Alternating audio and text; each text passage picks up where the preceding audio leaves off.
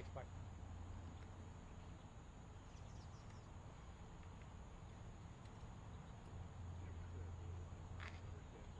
Oh, I kind of figured they used it. Yeah, and then I felt bad, so I put it. It's like, oh, so I got a latte and drinking it all the way. It's good coffee. Is it right there? And then I forgot the only choice for milk was whole, and I was like, that's why this is so good. The only one I drink. Turn around and go back and get the No, I did not. We don't go in the store, but it's Donald's. Yeah, I went to Geneva because it was the only thing open at 6 when they sent it over. So come on. Yeah. I mean, it is gorgeous.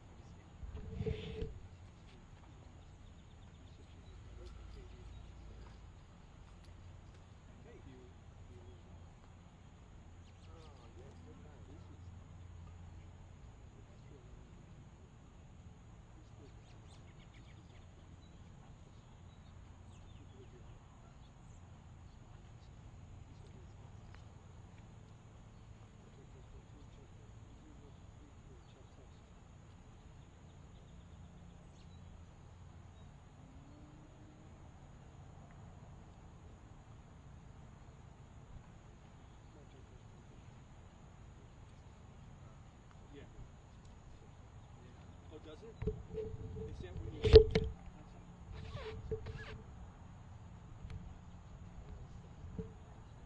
Oh, okay. I do have the manual and I do have the digital, and I've been using the digital to zoom in down there and shoot those guys, but it's super clean. They just rebuilt my lens, unfortunately, after the fall, and it's never been sharper for me. I have to sign that 3.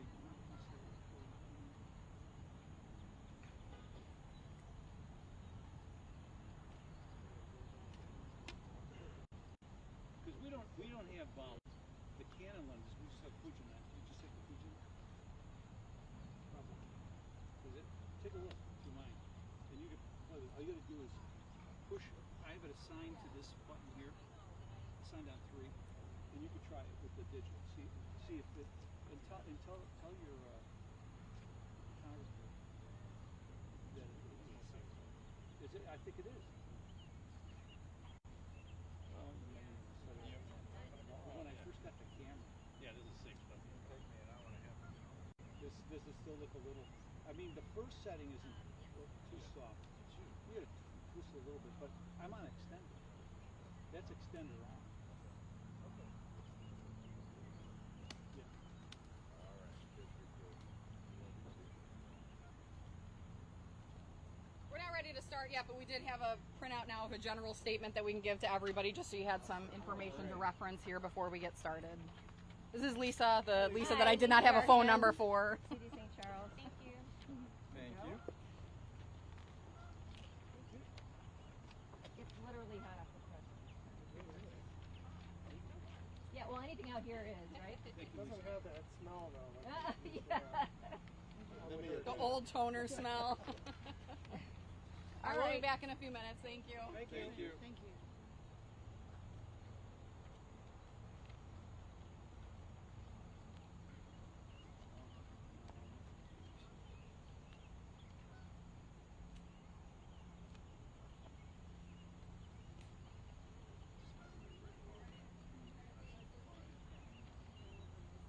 Right. Right.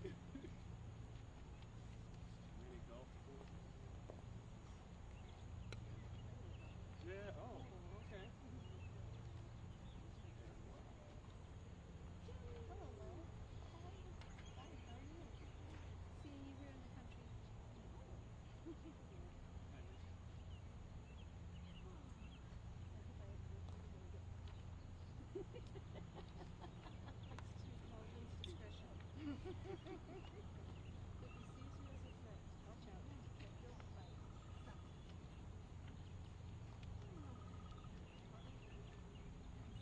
Lisa, you got one? Yes. Yep. It was Aaron. Yes. Yes. I think fire chief and... Oh, you're just saying that because I don't know that. I haven't got it.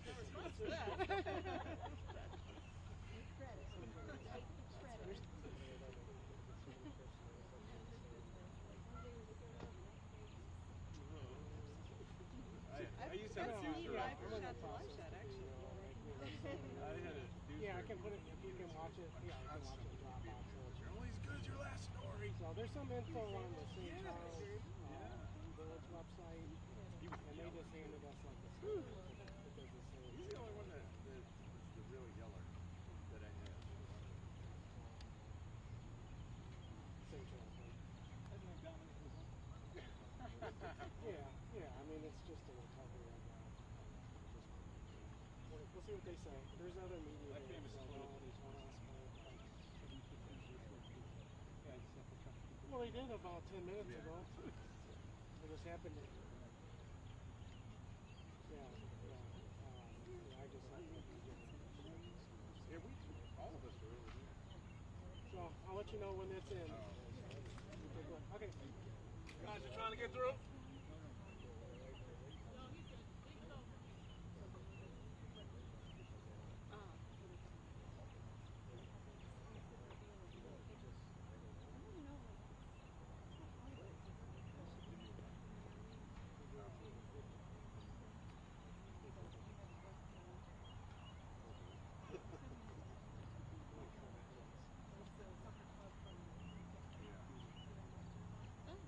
Yeah, today.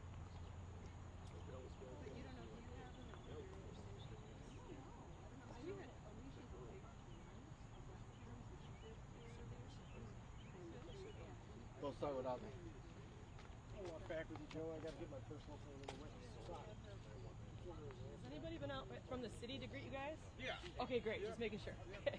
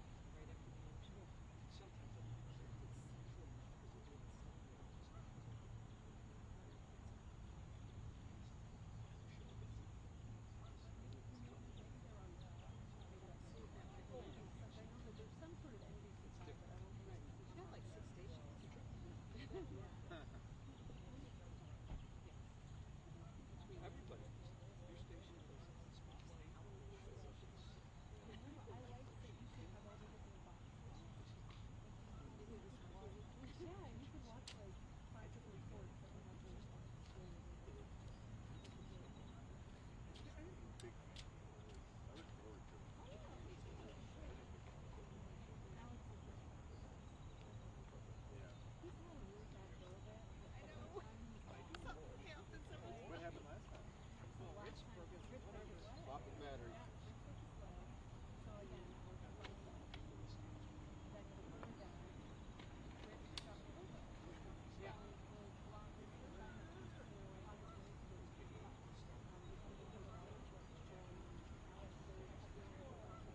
But you were still get that assignment again.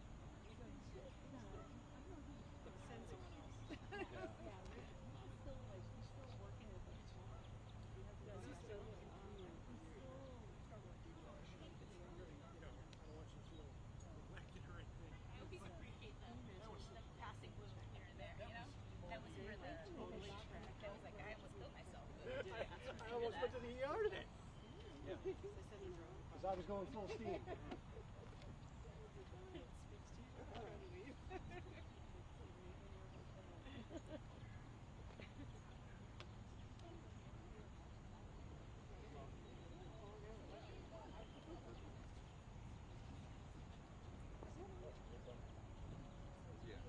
Yeah.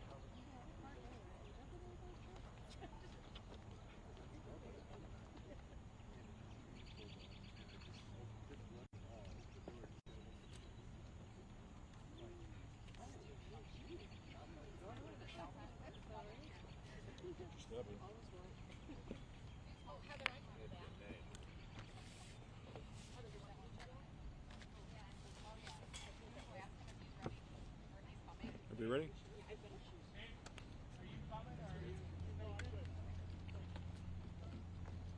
All right, good morning, everyone. My name is Jeremy Mothy, Fire Chief for St. Charles Fire Department. I'm Captain Josh Moy with the Illinois Department of Natural Resources Conservation Police. At 9:36 p.m. on July 29th, the St. Charles Fire Department responded to a call for a person in the water on the Fox River near Fearson Creek.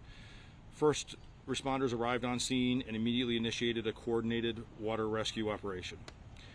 To access all available resources, mutual aid from 29 area fire departments was utilized to assist in the search effort, deploying divers and boats with specialized sonar and search equipment.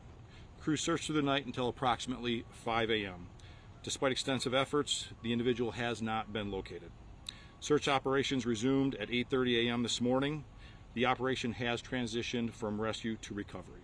At this point, we'll take any questions. It was mentioned that you needed to pause the search to get more equipment out here. How are you expanding the search now? So we did a search for over 7 hours, and the side scan and sector scan sonar that was used mapped out the entire area from the last known point and gave a pretty wide buffer for where the individual would be to make sure that we wouldn't miss any area. We had 6 different boats in the water, 4 of which were running out of gas. But we continued the entire search until every single area that pinged a location for a potential person were thoroughly searched. So we had sonar, we had underwater rovers, as well as multiple divers. So any conceivable spot that would have looked like a person would have been in, we searched those entire areas thoroughly. So at that point, once we searched the entire area, mapped it out completely, we decided to pause operations, being that it was 7 hours, and then we resumed again at 8:30 this morning.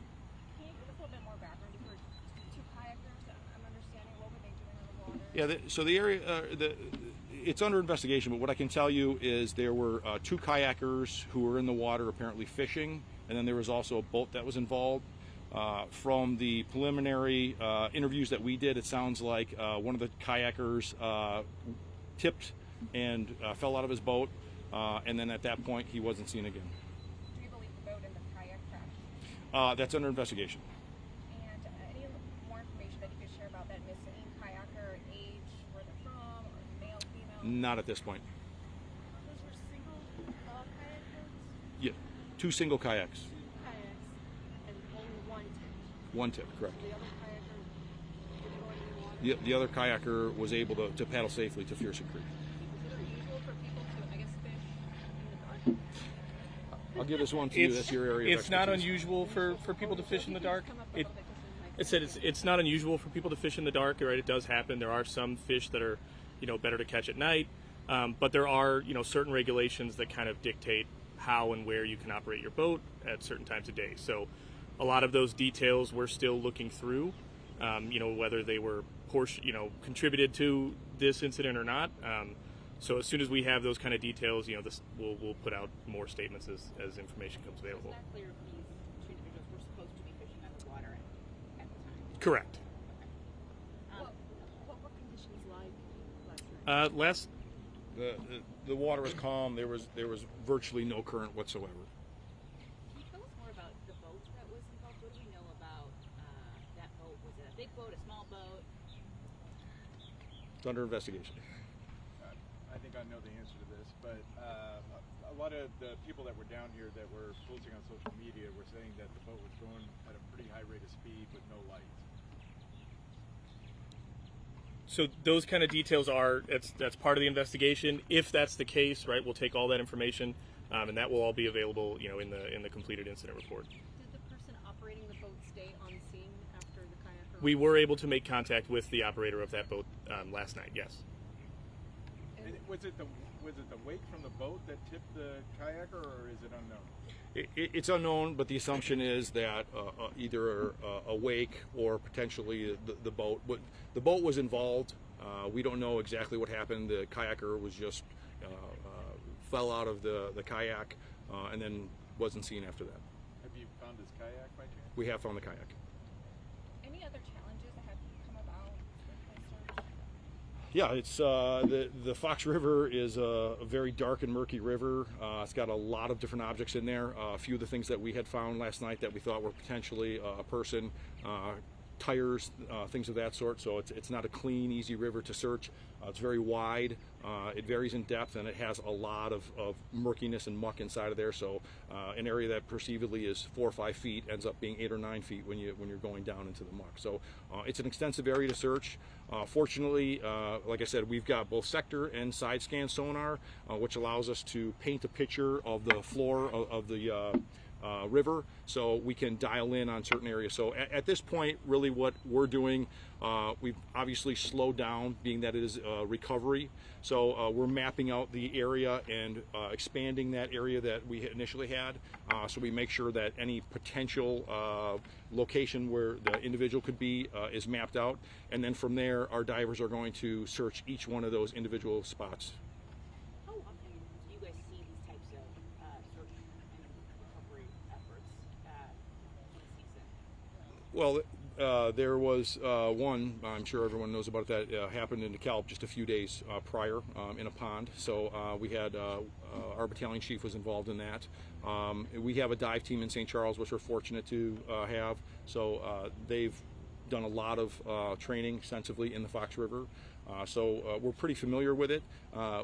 We in St. Charles don't have the sonar capability, so that's why we rely on some of the other departments. Like I said, last night we went to what's called a third level box alarm, able to pull in all the units, all the personnel, all the equipment that we would need in order to effectively be able to do that search. So prior to concluding the search this morning, we were fairly certain that we had gotten every conceivable area that we could search from.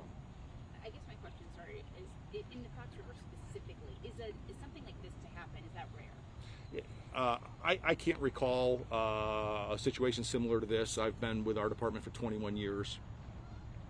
This is more of a curiosity question. Do you guys typically start your searches during the nighttime just from covering the stories? Most of the time crews call it off before it turns dark. So, we go from the 911 call assuming that it's a potential rescue. So we're not going to stop that call if we've got the availability to do that. So like I said, 7 hours for us was a pretty extensive search, but we wanted to make sure if there's any possibility of finding the individual, that we exhausted all those. Are you searching only north of the dam at this point? Or? So we've already done back and forth all the way to the Boyle. Like I said, the current is very, very minimal. So, a lot of the dive teams and divers that we have, including them, they know based on the knot current of the river, how far someone could potentially move.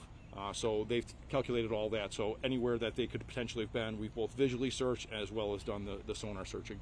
When it comes to the victim, I mean, what it's sounding like is that this person was not wearing a life jacket when they were in their kayak. Is that accurate? Or we don't know at this point? We're still looking into that specifically.